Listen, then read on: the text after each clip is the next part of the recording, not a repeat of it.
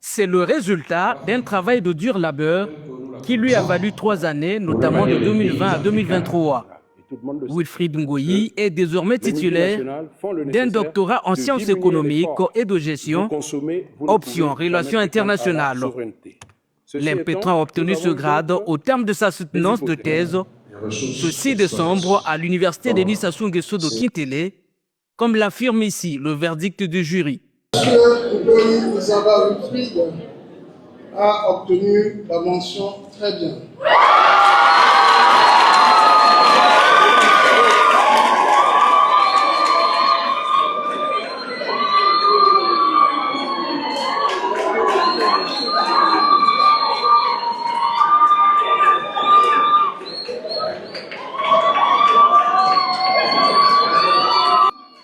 Les déterminants socio-économiques de l'intégration continentale en Afrique face aux pesanteurs des conflits armés est la thématique décortiquée par Wilfried Ngoyi.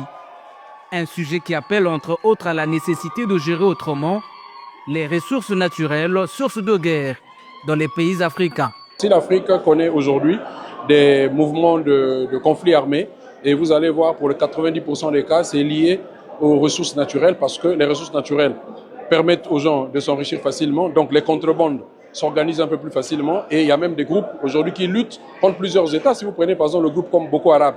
Boko Haram est au Tchad, ils sont en Centrafrique, ils sont partout au Soudan, ils sont arrivés jusqu'en Centrafrique. Pourquoi? Parce qu'ils savent que dans la zone qu'ils contrôlent, ils ont accès facilement aux minerais et aux ressources naturelles. Donc, mon thème a voulu donc mettre en exergue ce côté de rationalisation et de mutualisation des efforts pour que, de façon intelligente, en tenant compte des intérêts de chacun et surtout dans un cadre bien compris d'une intégration africaine, que nous puissions bénéficier ou tirer avantage de nos ressources et non en payer le prix.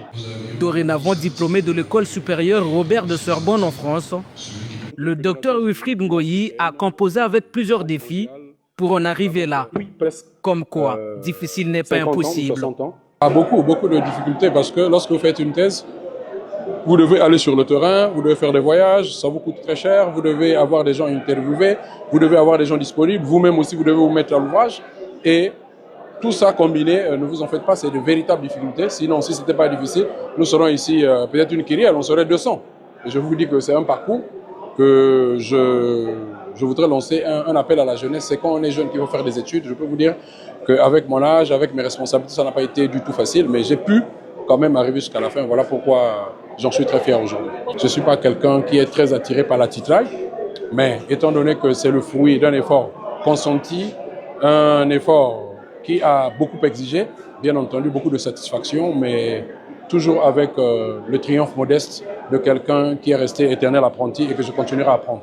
Et ce n'est pas le dernier doctorat, de toutes les façons. Wilfried Ngoyi n'est pas novice dans le monde universitaire. Il est promoteur de l'École supérieure de technologie, d'ingénierie et de management, un institut agréé par le ministère de l'Enseignement supérieur en République du Congo.